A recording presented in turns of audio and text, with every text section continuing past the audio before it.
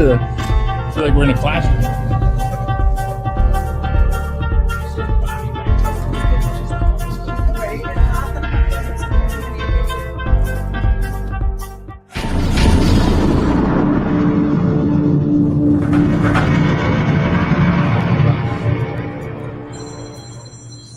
That's the best one. It's like we use cannabis or something sometimes. Original phone. You're right. I feel like we're in a classroom.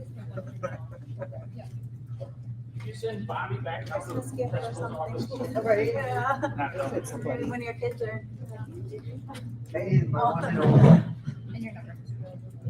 save it for someone. It's working.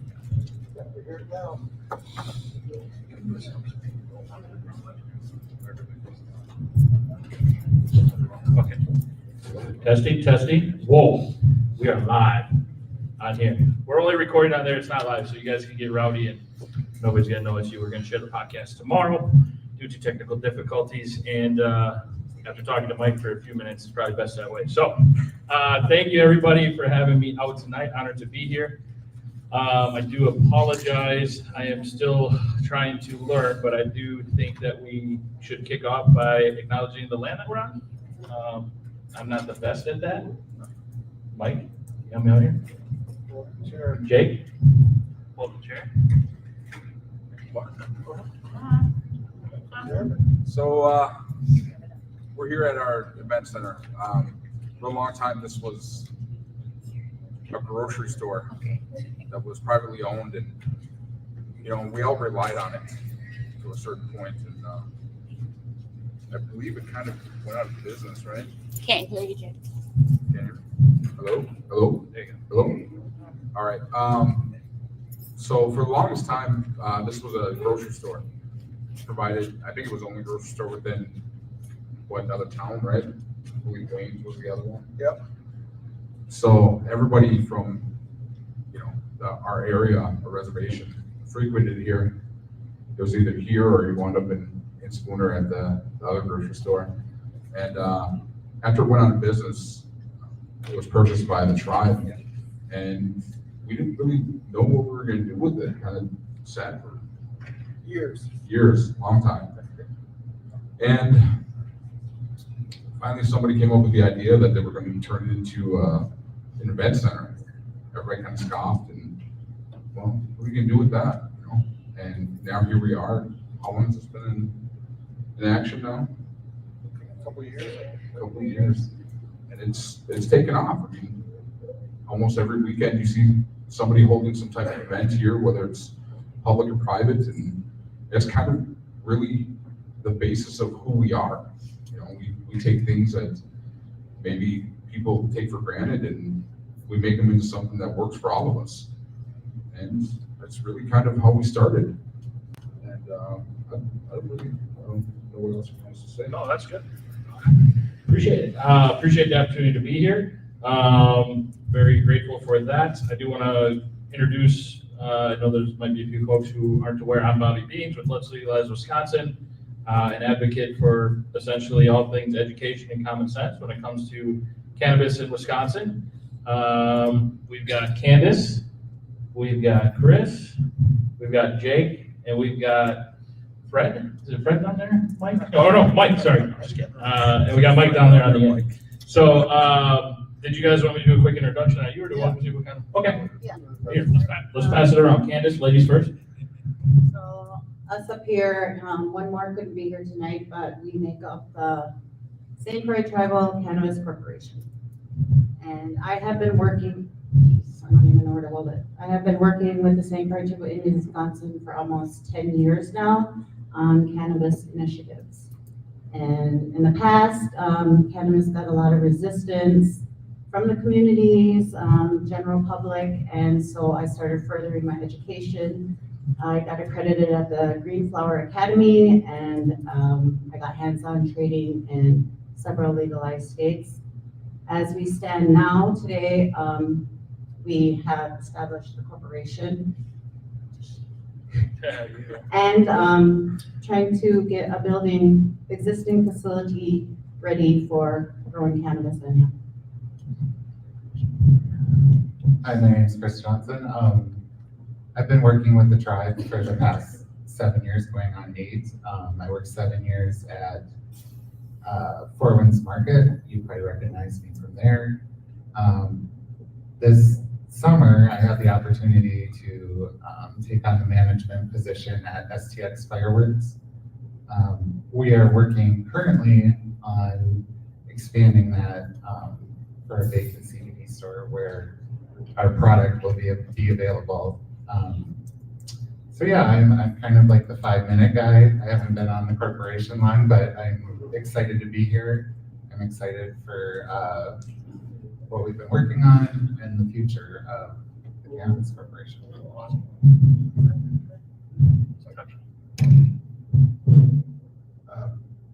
Bonjour, everybody. Thanks for coming.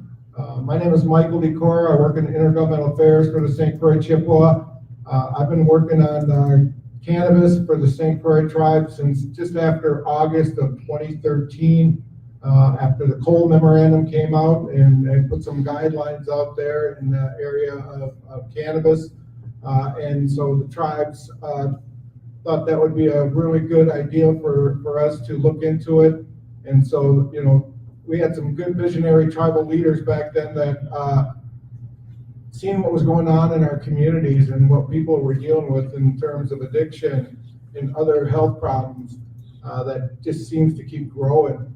And they seen a vision to help their people by trading in that needle and that pill for what we see as medicine, and hoping that we could help identify the cause that kind of led them to that path. As opposed to a cure, we want to find out the cause and prevent it. And I think with more studies done with cannabis, I think we're starting to see some amazing results, especially in the states where it's been legal. So I've been doing the lobbying work. Well, actually, I started overseeing the lobbyist for the tribe in Madison and DC, and then I took over the lobbying duties in May of 2015 for St. Croix, and been doing that ever since. I've helped, I formed a Wisconsin tribal task force on cannabis this year, and we've been having just about all the tribes, 9, 10 of the 11 tribes have been participating in our monthly meetings, and our objective is to get the tribes prepared for cannabis legalization, medical, and further down the road.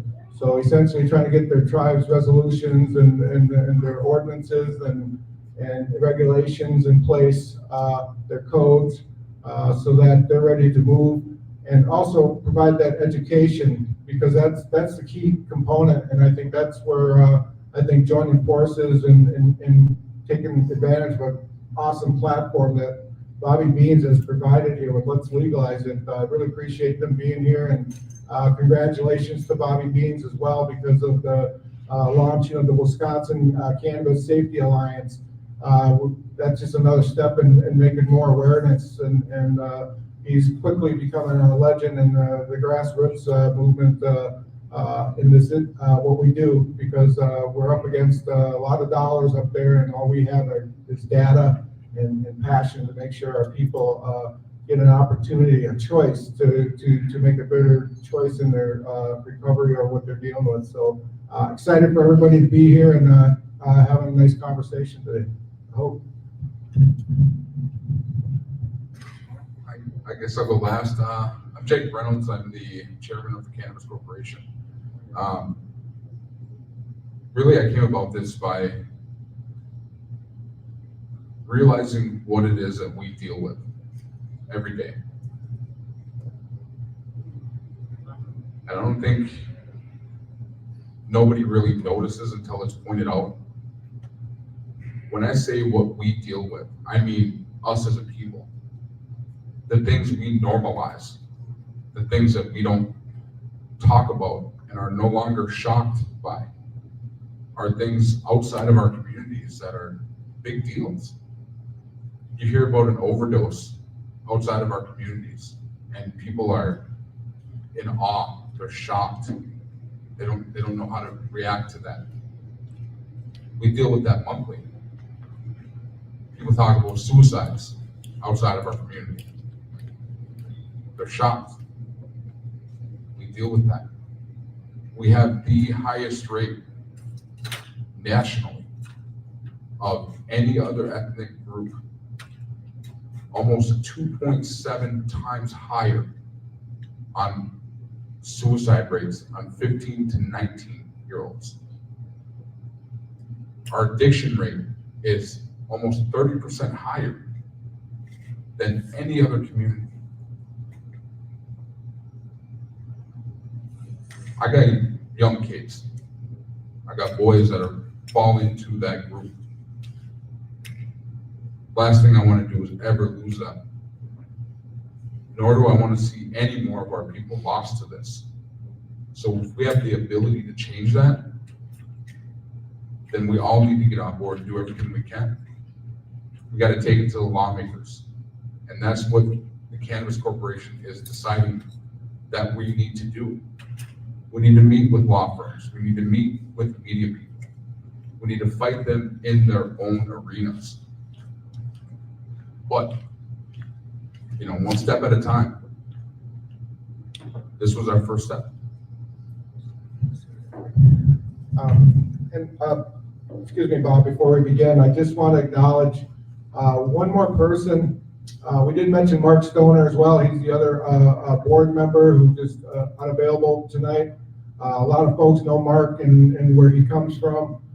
He's a recovering addict that is really helping our people in their recovery, and he's got a big passion to share this information.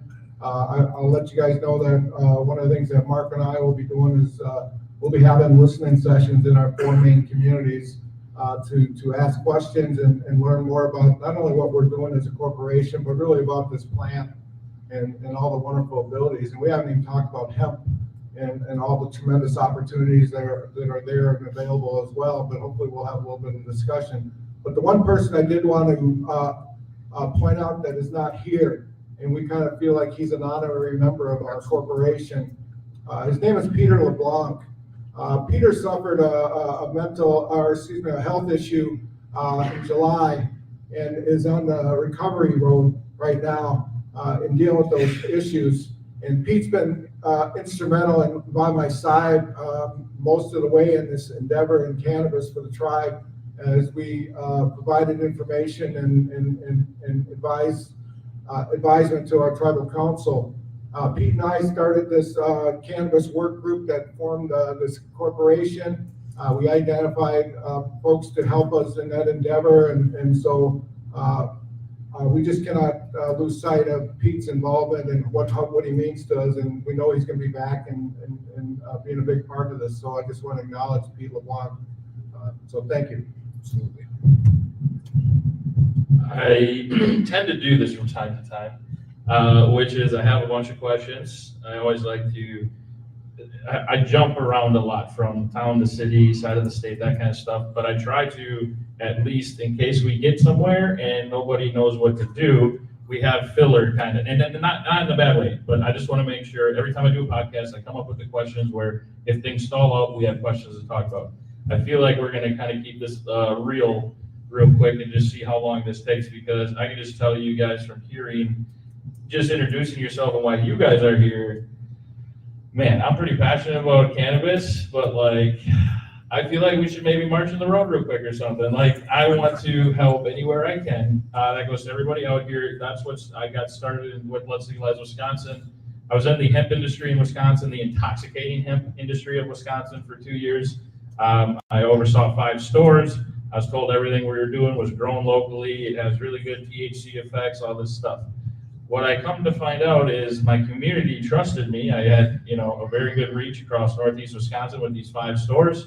We're selling a lot of products. And I realized we need to be doing better, in my opinion. The lack of it, trying to educate people at the counter is tough, and trying to educate a community is a lot harder when there's not an can we do that as a community? Can we come together and talk about cannabis, or who's going to end up in jail first, right? Like, it's been this kind of taboo thing that the people who use it don't really talk about it, and that kind of thing. But being at the stage we are, having the support that is there in the people, and I understand it's the government, the big machine that we're up against here, But what we, in my opinion, need to focus on is it's an overwhelming support between, out there with the people. And I think sometimes, especially like you're kind of alluding to, Jake, in today's world, it feels very much like we're just given this, here's what you do, don't ask questions. You can't really break the mold, right? Like we're kind of stuck and we don't really have any options unless the government says it's okay.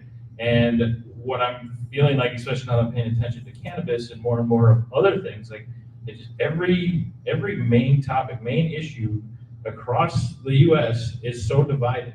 But I don't think it's because of us. I think it's because of our political leaders. I'm not calling them out. I'm just saying, I don't remember the last time that somebody came out and said, hey, you know what? We've been a little rough on each other as a politician. We've been a little rough on each other. Why don't we just work together and focus on what's best for the people? And I think that's what we, the people, are starting to realize across the state is maybe we need to help them. Maybe they don't know what to do at the state level. To see the community out here, this is awesome. I just want you guys to know I got into this just to help educate, to help spread the word, to be just the networker. That's all I really do is kind of remember as much as I can, which smoking cannabis makes that difficult sometimes, but meet a lot of people. But it's crazy, like it'll be like, oh wait, you're looking for a guy that does that? Oh, he's over here in Manitowoc, or this guy, I know a guy down in Kenosha, or so that's really what I've been kind of focusing on for the last year. I just want to make sure everyone knows, like my jam, my heart, my passion is if any of you have a question, please feel free to reach out, especially you guys have a council. But if they don't know, or it just Let's Legalize Wisconsin is just a platform for education, for folks to talk, folks to feel comfortable. So really appreciate being here. I'm really excited to hear and see some of the work that's being done on the tribal level. And just want to make sure everyone knows anything we can do to support in any form or fashion. And I say that just as the people of Wisconsin who support cannabis, we're here for you guys. So let's check in with a couple of the questions here because I did have a couple myself. Let's see, who are we picking up first? I think we're going to go with Mike. He looked at me first. Mike, can you share a bit about the history of the St. Croix Chippewa tribe and and how your leadership works to balance tradition with modern opportunities? Yeah. Hope she's got another one for her. Well, I can tell you a little bit about the history of the St. Croix tribe and when we became a formal government, came after the Indian Reorganization Act. And so, which started for us around 1938, where we developed our base role. And then 1942 is when we enacted our constitution and became a formal sovereign government. My involvement in tribal government has been, I started in early 2000s when I became a tribal liaison for the St. Croix tribe, and I started working on the gaming compacts and with the United Tribes of Wisconsin, which was an organization made up of all 11 tribes in the state.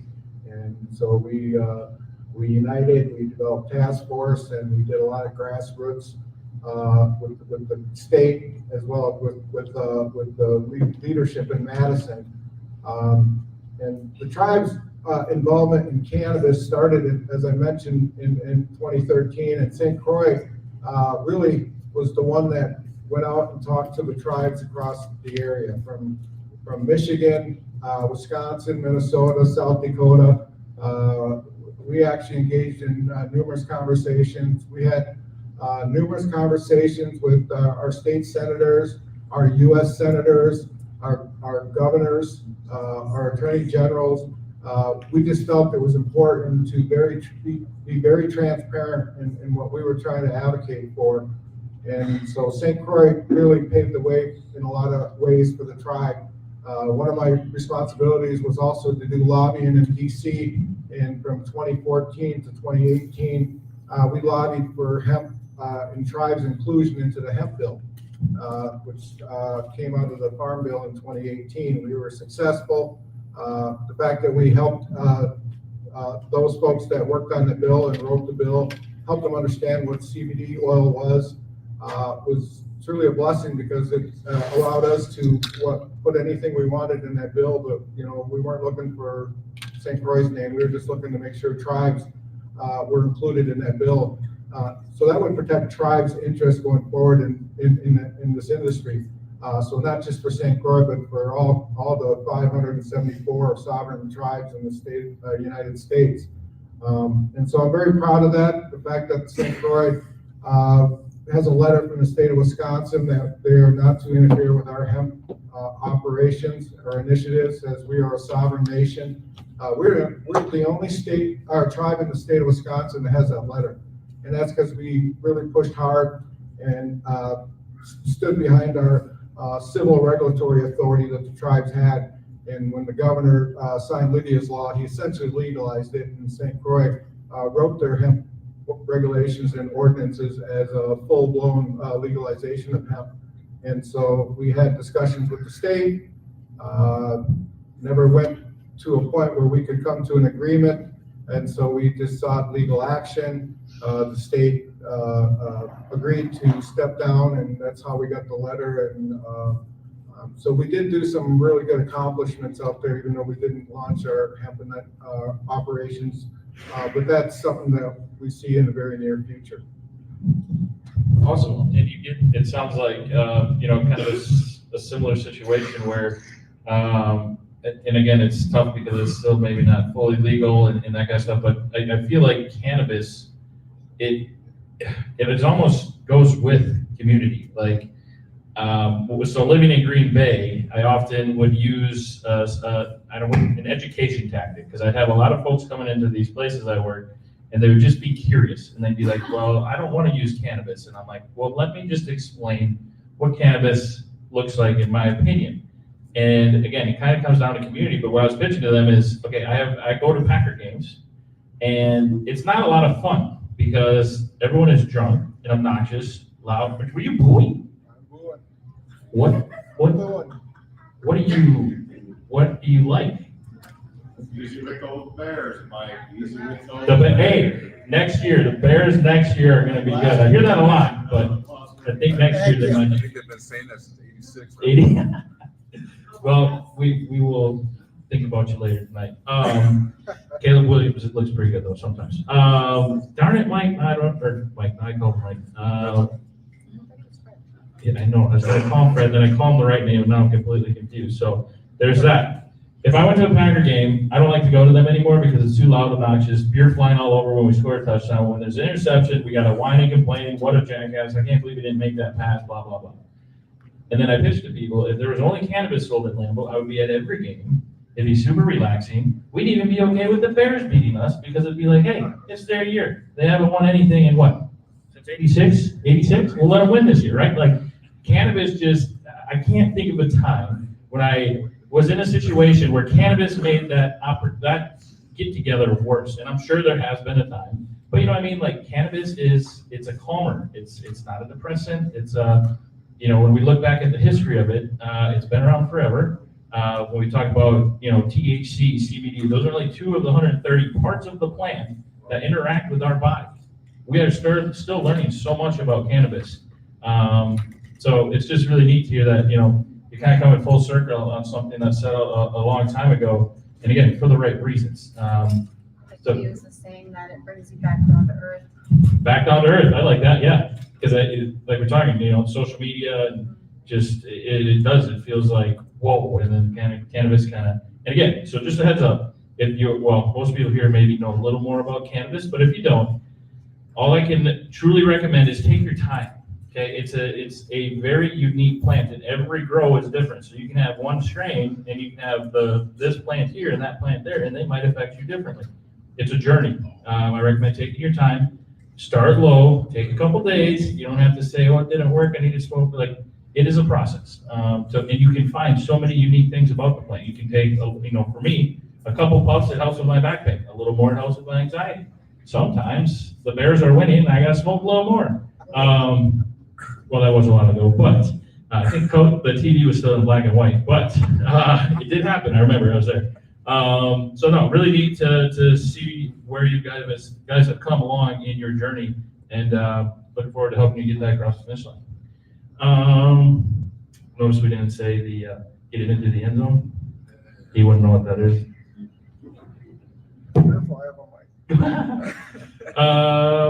What are, as far as there's been some discussions about a cannabis product line, have you guys run into issues trying to even kind of get that started? Or when you were just kind of explaining where you were situated in the hemp industry, is that feeling like you guys, like, have you been checking in, like, oh, we got to adjust this, like, what's that process been like as far as getting to the point that you're at? We've had a little bit of growing pains. Obviously, product availability being the kind of the mountain, because everything depends on your, whatever crop you're purchasing, especially when it comes to industrial, sense. But overall, I feel like we've done pretty good to navigate through that. Development of product and white labeling issues that we did run into have pretty well been sussed out. Well, we're gonna have growing pains because, we want to provide the best product, best medicine for our Right. people. Yeah, obviously the pristine quality is what we want. Yes. Ensuring full medicinal usage and top tier quality is what is paramount to us, more than anything else. But the overall access to this plant and this plant medicine is, baby steps, but we're definitely moving in the right direction. At the close of this, you'll be able to finally see what our products are going to look like and what they actually are and what the brand is going to be. So, Well, sounds good. And actually, Jake, I got one that I kind of want to throw back to you, or that sounds like this is a game, it's not, obviously. Just when you were explaining the passion about the medicine to the people and definitely understanding, seeing some of the stuff that's, because there's no regulation of hemp in Wisconsin, so some of the products that get tossed around are sold and there's no, you hope people have the best interest, but you can tell sometimes by looking at some of these products, like that's not how the plant grows naturally, that's not how it tastes naturally. So I appreciate that you're, the medicine, the medicinal, the quality. I think that's huge, especially when you're first taking off, right? You're gonna have a lot of new people trying this. You're gonna have, quality has to be paramount and it has to stay that way as you expand. Like it might not be enough being available right away. Like I said, there's gonna be baby steps. So I think that you guys focusing on that is great to hear. I did have a question when you're talking about the communities and a lot of the stuff that we see out there.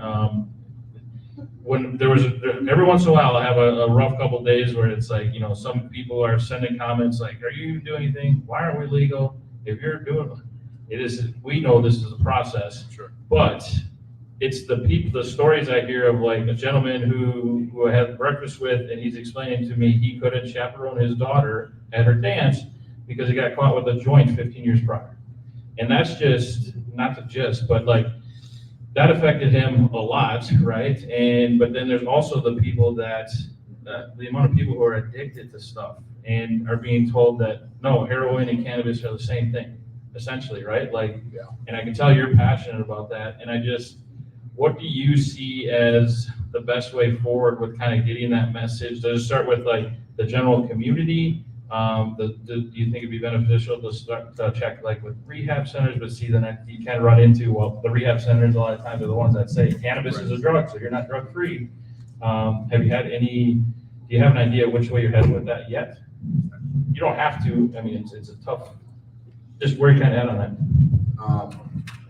The difficulty of it is it's listed as a Schedule I substance, an illicit drug. The only other two things that are in that same Schedule I are heroin and cocaine. The picture's wrong. Of those three products that are listed in that Schedule I, how can you, in any logical thought, think that cannabis is remotely related to either of those things? When we talk about why, all of the whys and how we're going to fight this fight, we have to do it on their battleground. Because they're not gonna listen to us when we talk about how we use it, why we use it, what the point of us using it is. They want it to fit into their mold, which we need to explain to them that that mold that they have, that reasoning for limiting it was strictly from greed. The ability to limit access was done for a reason. If you can force people to have to rely on a chemical that's created or rely on something that is prescribed for something that we know this plant can treat. I mean, we've identified 9 things of this plant. That's what the doctor told me. Dr. Rosado said that. We've identified 9 properties of this plant when there are over 250. That would mean there's 241 that we have not identified within this plant as to what it can do for us. It's unbelievable. I feel you, and that's where I think too, just using our network and as we're, and it's tough right now because, not having that access to the product, it's hard to talk to people and say, hey, we have a safer way, right? When the government and all these other associations are making cannabis look bad. So that's where, again, hoping to be able to just help get the education to the communities, understanding it's still going to be some kind of a process, a timely thing, but the amount of passion, I'm ready for it. So. Yeah, I mean, deciding that we're going to do these education sessions and these listening sessions and bringing the doctor here to speak with our IHS representatives and speaking with clinicians from other communities and ours, and really driving home what afflicts our communities, what is bothersome to our people, and being able to prescribe something that's going to help them, specifically target things that can be helped. There's nothing more important than us getting that word out and teaching and providing all of that scientific backup and all that. We're starting to see now people that have been daily users for a significant portion of time, why these things are helping them. The science is starting to catch up with the reasons why. 100%. Can I add real quick? Yeah, of course. In that realm, I just want to let folks know that in addition to provide information, education to the communities, we also are working with the tribes, and we also are trying to make that awareness. In September, we launched the Wisconsin Wellness Campaign, and that was to bring awareness about this plant, and it was to target areas that were very vulnerable in the 2024 fall election. And so our objective was to make awareness in those areas because Wisconsin was one of 4 states that was named as a potential, where cannabis had the potential of being the deciding factor in the outcome of the election. And I know that we've seen significant change in the assembly with 10 seats changing, and we had 4 seats changing in the Senate. And we talked to all the tribes, and we had tribes like Bad River, Lac the Flambeau that joined forces with this campaign. And so we decided to continue this campaign past the election. We decided to go up till the January when our new legislators take office. And we actually are deciding, and we'll be meeting tomorrow afternoon, our board of directors for the Wellness Coalition, that we're going to continue our campaign through 2025 as well, because we're getting good response, and we're really trying to help our tribes get their people access to this plant sooner than later. And so we provide all kinds of information, and you can't ignore the numbers and the data when we talk about the dangers and what people are buying in the streets right now. We do have people that are still going and buying products that are being regulated in Illinois and Michigan. When you see about 120 million in dollars going to Illinois, and the state of Illinois gets the benefit about 39 million in taxes for that. And we also know that 80% of the Upper Peninsula dispensary business is out-of-state traffic. And so we're dealing with an issue why it's not legal here in the state of Wisconsin. That's why we're joining forces here, and we have to acknowledge the fact that the people that vote, the voting constituents of this state, have overwhelmingly supported cannabis since about 2015 in the Milwaukee law polls. And recently, I believe it was 70% that supported medical, and or excuse me, 90% supported medical and 70 recreational. And you have one party that is also in support, as you know, former senator, she's now the Dane County executive, Melissa Agard. When she was state senator, she launched state bills for legalization. Matter of fact, she launched a bill when she was in the assembly. And her bill was the bill that Governor Evers inserted in his past few budgets that were taken out.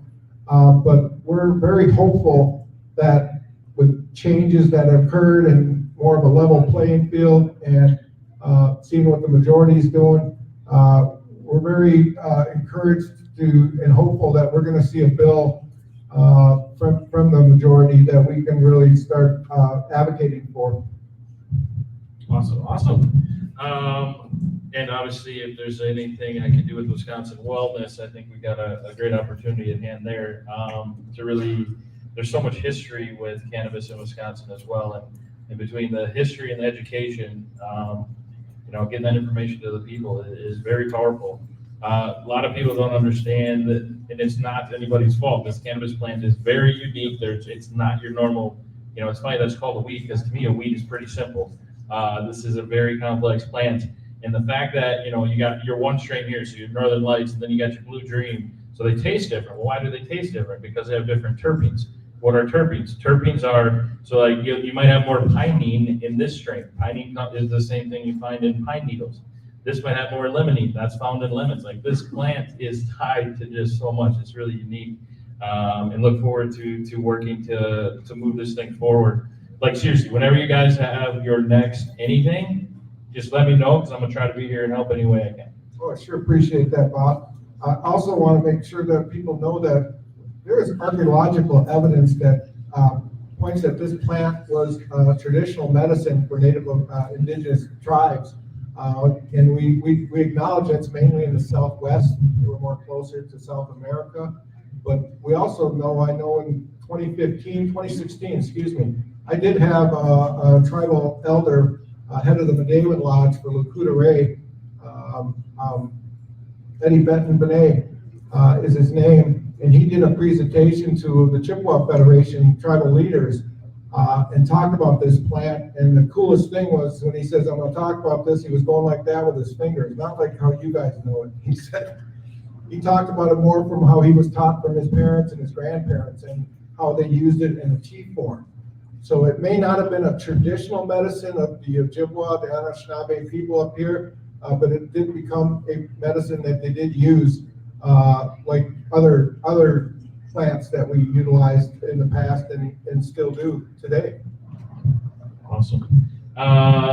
Chris, I was just thinking of, so you had said you had worked at was it like a grocery store? Okay. So, and then you were talking about possibly and hoping to work at for even right now, let's call it the vape CBD store, right? Like a place where, it's funny because a lot of people think, oh, it's a vape store, right? So it's like, well, that's weird. But I know when you say vape CBD, we're on the same, I'm picking up where you're at, and that's, right now, we do have some legitimate stores selling legitimate medicine. And what are your thoughts on being able to kind of be there to educate the people, to work with, is that what you'd be looking to do, is kind of on the front levels? Yeah, so. Is that exciting to you? It's very exciting. Yeah. Basically being a bud vendor. Sure. Just the different strains, the different Forms of consumption. Yes, Yeah. Exactly. And so people don't want to smoke tinctures, Sure. syrups. There's all. I do want to kind of go back to besides just medicine. I mean, hempcrete. There's several things. I mean, hempcrete is, I believe, 10 times lighter than normal concrete.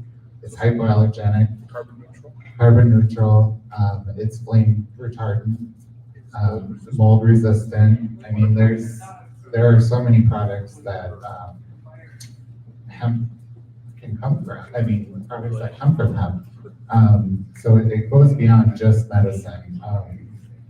And it's a thriving industry. I believe this year, 37 billion dollars in the US. You know, so it's great that, the tribe is getting on. I think you're on the right path there too, and it's I got a real quick story. I go to a lot of like farmers markets, little grocery stores, right, wherever people kind of populate, and I love wearing this because either people look at me weird, and I know they're the weird ones, or they're like, "Oh man, thanks for wearing that in public." It's like, for sure, follow us, let's be loud and do this together. And I had this farmer at this farmers market. You know, he's got the overalls, looks like he just got off the field. And he kind of gave me this, you know, like, come over here, Sonny. So I go over there and he goes, I just want to tell you something. And I'm like, he's going to tell me that his father was a hemp farmer. In 1917, nobody grew more hemp in the United States than Wisconsin. So I figured he was going to try to educate me, so I was all for that, but I thought I knew what he was going to say. So I'm like, yeah, what's going on, man? And he goes, I just want to let you know, my dad was a hemp farmer. And with how much we made, that's why we won the war, which is why they were making so much hemp back then, right? It was for rope and for clothes. How do you win a war without hemp and clothes? I don't know. And so I was like, yeah, no, I know that. And he goes, but did you know that if my old man knew that if he would have harvested and grown that same plant differently, he would have been growing and selling weed? He said we might have lost the war. Because I don't know who would have been making rope and clothes if that would have been the case. So it's just kind of this a little chuckle. But like, you know, we talk about hemp and cannabis, and it's at its core, it's the same plant. It's a lot. When we talk about the plant itself, then you throw in hemp and all its uses. It is a lot to get across. But like when you say bud tender, I feel like there has to, because now bud tender, that is the word. But you know, I think of a bartender, and it's like kind of a fun job. And shout out to our bartenders in the house, man. But bud tending is you are providing the education of medicine to people. Like doctors don't understand cannabis worth a crap. So if somebody's doctor says go see that vape shop to get CBD, if that person behind the counter doesn't have a passion for their job, there's no oversight as far as who can be a bud tender or what that looks like or what you're even selling in most cases. So I've got to find a cooler word than bud tender because it is a very important, like a cannabis consultant. There we go. I like it. But really excited to hear that, you know, I can respect, because I was in customer service and I thought I was going to be working for Ford my whole life in the car industry. And then when I was able to switch to cannabis, it was like, I can make even $5 an hour doing this. I'll do this all day long. Let me sell the cannabis. Let me get the people educated. So just excited for the community in so many different aspects. We do have to come up with a question for Candace. So it's got to be a tough one. Oh, God, please don't do that to me. Hang on. Okay, Google, what's the toughest question? The toughest question is subjective, but some contenders include: what is the meaning of life? What happens after we die? What is consciousness? Are we alone in the universe? What is the nature of reality?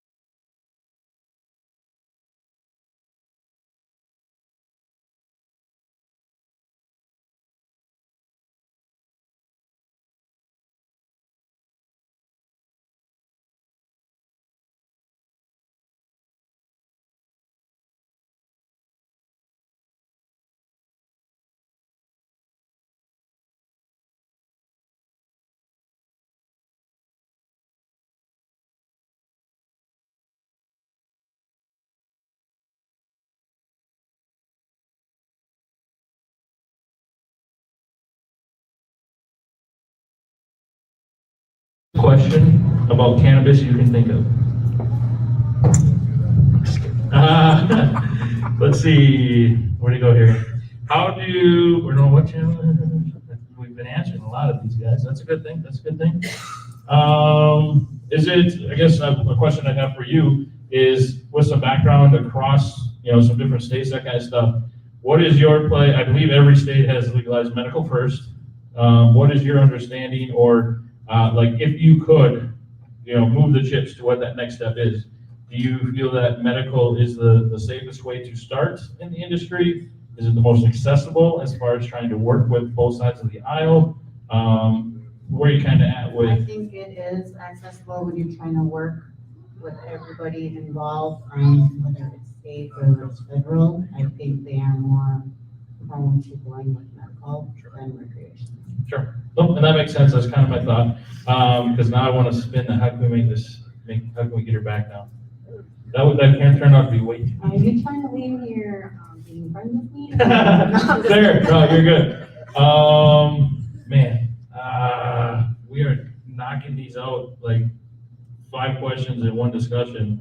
Medical, we talked about that. How do you envision, as far as for improving accessibility and care, what does that look like as far as the plans? Is it going to be, again, I feel like you guys are definitely on the right path. The train has definitely left the station and it is full steam ahead. Are you guys looking mainly to focus on the community, a certain size community, certain part of the state to kind of like start out? I'm thinking kind of like a Red Lake situation with Minnesota. Again, that's not necessarily medical, or what as far as the state coverage, what does it look like with the first steps of what we're trying to do next? I think beginning, we are going to start with St. Croix tribe. And as far as the cannabis task force, we are trying to work together with all tribes for us all to come together to be a part of it. Awesome. Okay, very cool. I want to see if you guys have a question for me. This thing is touching.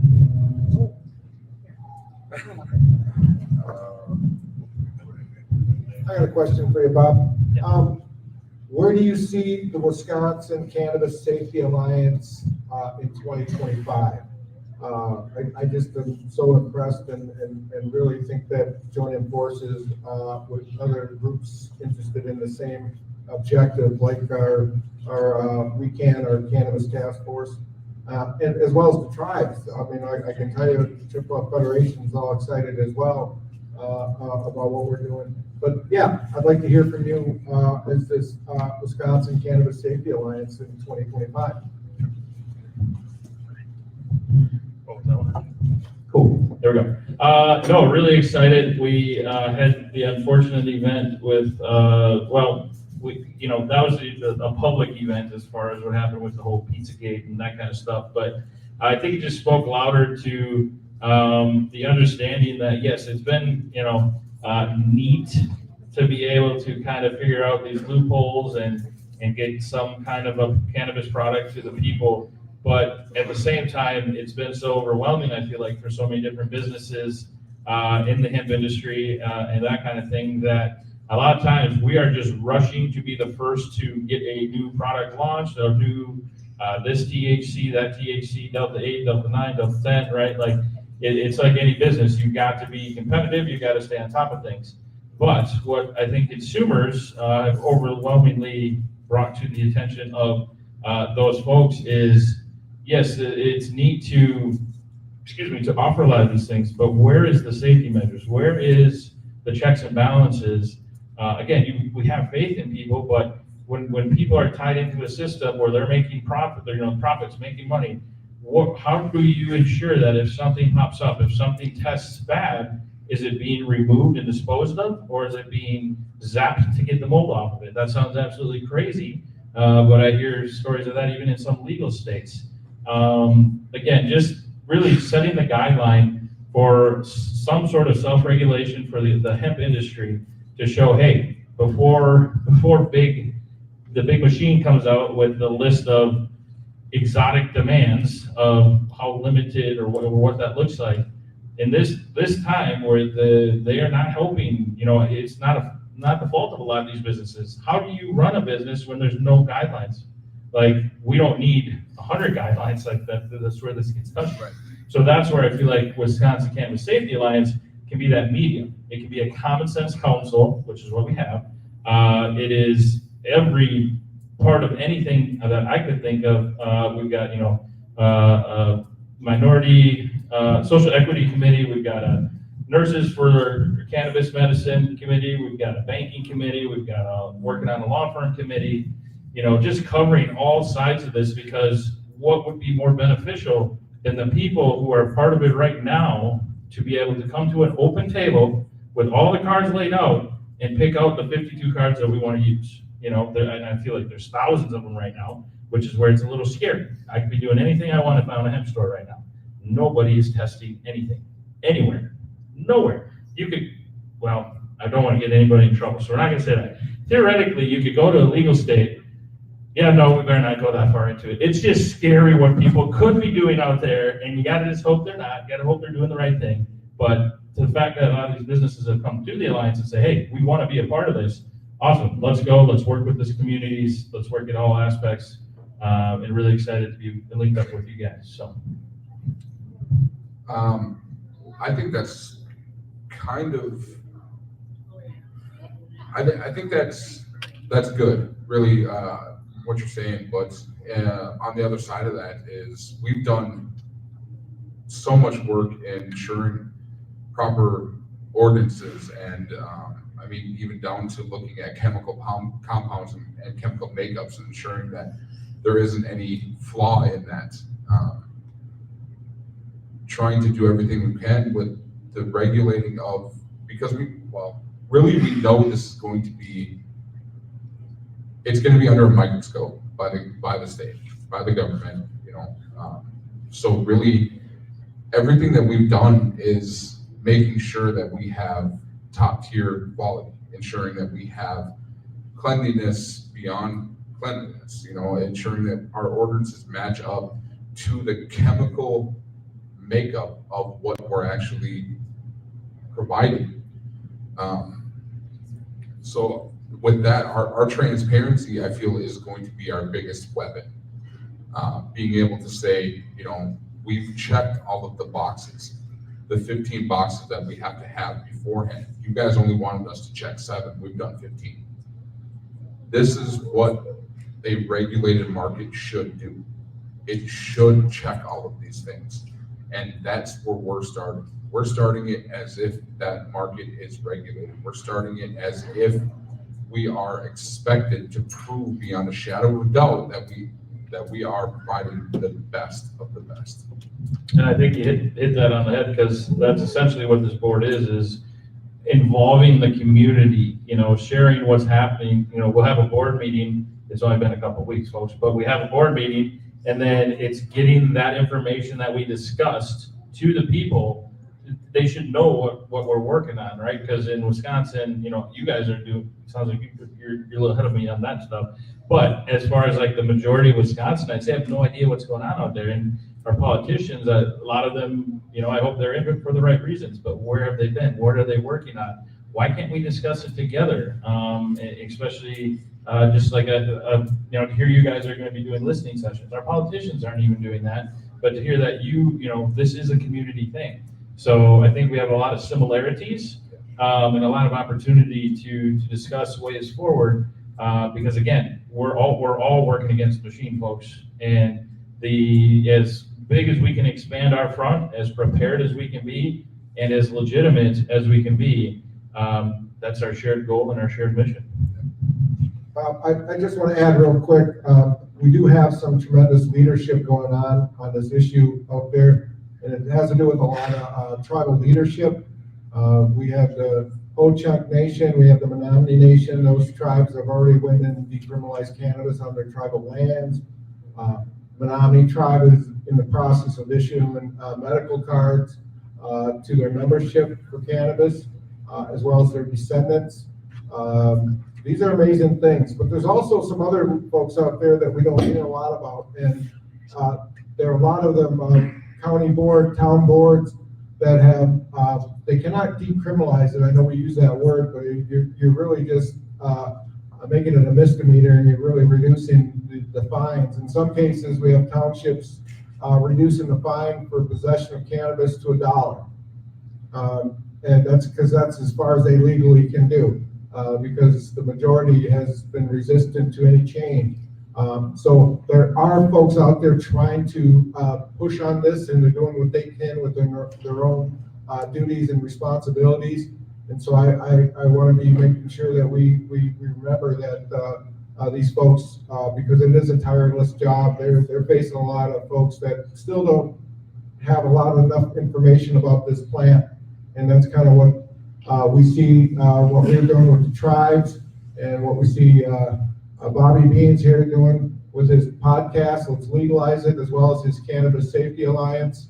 So I'm hoping our membership is aware that there are a lot of people fighting for all of us. We just have to advocate for our people because we're at such a higher rate. And I just want to make sure, remind you folks that we are going to reveal our logo and some of the product display just to show the membership after the podcast. So just make sure everybody sticks around. Thanks. Absolutely. And actually, I think that's a great note to kind of end the podcast, because again, I am so ready. Like, if you guys want to, let's go march, let's do something, let's have another podcast tomorrow. Whatever you guys have your next, anywhere that I can help, let me know, please. It is a bit of a hike, but I tell you what, I'm gonna try and make it as many times as I can, because I appreciate what you guys are doing out here. The listening session is going to be paramount. Listening sessions, hey, give me at least 2 weeks heads up. I will figure out a way to be there every one of them. Promise you that. I just want to thank you for having us and delivering the hoodies and stickers to our community. Absolutely. I appreciate your support and all that as well. Thank you guys for stopping out. Podcast guys, sorry you don't get to see the next part. You should have came out here with me. No. Thank you, podcast. See you guys later. And now let's have some fun. How do we want to rock this thing? Who wants to? Now you guys are all ready to talk. Sure. Come. Candace, here we go.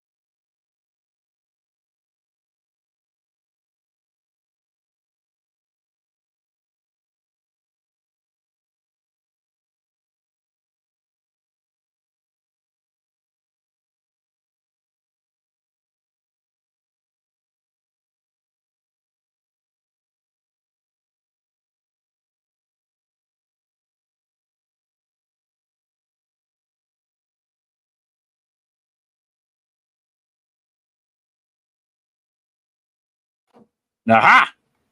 Can you hear me now? See, I didn't want you to hear me in that. What I was saying, you guys weren't meant to hear. Those are for Harper's ears only. Can you guys hear me now? We gotta make it look official, kid. Ooh. Ooh. This is what Daddy does when he's down here, kid. Yes. All right. I just wanted to take a second to say thank you guys from the bottom of my heart. I get emotional around Christmas. I'm just an emotional guy, and I think that's what keeps me going. Because when I have those down days, I just see you guys have really started to come around and believe in me, and you had the right to take your time and to vet me, to ask those tough questions, figure out why I'm here, make sure it's not just a flash in the pan. And I've just started to really see some of you guys help defend defend the cause, defend what we're trying to do, how we're going about it. I'm just so grateful. I still don't know, so many different things, but the joy you've brought to me by letting me, helping me do what I do on a daily basis, which is just advocate for you guys, not getting paid by anything, the higher love. There was some concerns about working with some dispensaries, that kind of stuff, doing everything I can to represent what you guys feel is the best way to navigate this and to make sure that your voice is heard. I just thank you guys. There is like 20 Christmas boxes upstairs. I did not open them yet. I apologize. I am such a little not a little. I'm a big fan of Christmas, presents, unknown, just little tokens of appreciation, and to know that you guys helped me secure just a few gifts, nothing crazy, not looking for big screen TV, don't need a PlayStation 4 or nothing, just some little fun stuff that I was really starting to stress out over. How can I afford just a few things? And I understand there's some people that don't even have anything, that kind of thing. And I'm not trying to steal anybody's thunder or take from those who need it more. But it was just really nice to see the appreciation. And I think you guys understand, like, a lot of my time is volunteer work, technically, and I'm trying to navigate this as fair as I can so that I can remain an unbiased voice of the people. And my heart is just full. I love you guys. Harper is going to be beyond thankful, especially when one day she can understand what the cannabis community did to help her dad. And the end goal for me is just to ensure that when she's old enough and she makes her own decision to go check out cannabis, that if she wants to go into a dispensary, I'm hoping them it'll be in a market store, convenience stores. It should be everywhere that alcohol is, right? Accessible use to a plant that helps us, that she is not judged when she goes to check it out. If she wants to use it, great. If she doesn't feel comfortable, she doesn't have to use it. But regardless, it should be her choice, just like a lot of other things in this world. And cannabis is just kind of the tipping point for me, guys. Like, that's where I saw the opening, where it was lacking here in Wisconsin. I would love to be a part of the cannabis community for a long time, as long as I'm welcome. And I can tell you my main focus is to make sure legalization is complete. To me, legalization, okay, everyone's wording is different. To me, legalization is simply people aren't in jail for it and we can grow it at home. Okay, that's the easiest way I've come to sum it up. I will not give up until that happens. And I don't want to just shift out of the sector at that point, but I do think there's other important issues, especially for our children, who people raising children and kind of looking at some of these issues. We don't have to listen to what they tell us. She's really looking. We have a say. And I look forward to changing the landscape of cannabis here in Wisconsin. It's already started. Look how many people are talking cannabis, folks. That is because of you. And it's because we have stuck together. So thank you for navigating the bullshit that comes trying to get through the cracks every day. We're going to have a party. If anybody knows event planners, I want to have the largest Let's Legalize Wisconsin 420 party. It's going to be satellites all over, but at the same time, we're all going to light up and it's going to be like documented. We're going to break some kind of record for the most joints smoked in Wisconsin in one day, something. But I need help planning it. I've tried to add a lot of stuff to the plate. Kickstarter's being a pain in the ass right now for the bus. I didn't say that. Close your ears. Everything was looking okay. And then the funding goes through a payment processing company that won't let us sell the merchandise. So, because it has a cannabis leaf on it and it's for a legalization effort. I'm in the hold up with that. Got to see if I can figure out a different way to secure funding where we can do like a crowdsource, but have it be legitimate. So if anybody has event planning background and wants to help, let's, after the holidays, get in touch with our advocacy subcommittee, and let's make this year 420. Let's make our voices heard. I'm sure we can figure out something before then, but definitely on 420. I don't care what day of the week it is. If we got to do it late at night when people get off of work, let's figure something out. So I appreciate you guys. She appreciates you guys. She plays the piano now. She has a piano. And she pushes the buttons on the piano like she's Mozart. She just turned 3 months old. Kind of scared, but kind of happy all at the same time. Yeah. She is the sweetest girl ever. I'm so grateful that I was able to spend so much time with her and my wife because this advocacy route has allowed me to be very flexible. So just huge thank you to you. Harper says thank you. She had to wear a little outfit because you guys were her little Santa. They're all in the house. We're going to try and wait till Christmas to open it up, and definitely want to get a thank you out to everybody. So love you guys. Thank you for enjoying tonight's show. And I love you so much. We're going to do a podcast tomorrow, a live one, so we can still chat. We got a pretty awesome guest from Michigan to just bring some input on what communities are like now that things are legal over there. Looking forward to it. So catch you guys tomorrow night too, because that's how we roll around here. All right. Whoa, kid. She's looking for milk and cookies. I know where I can find her some milk. I got to go find some cookies. So You guys have a good night. Harper and Beans, we're out of here, guys. Love you. Later.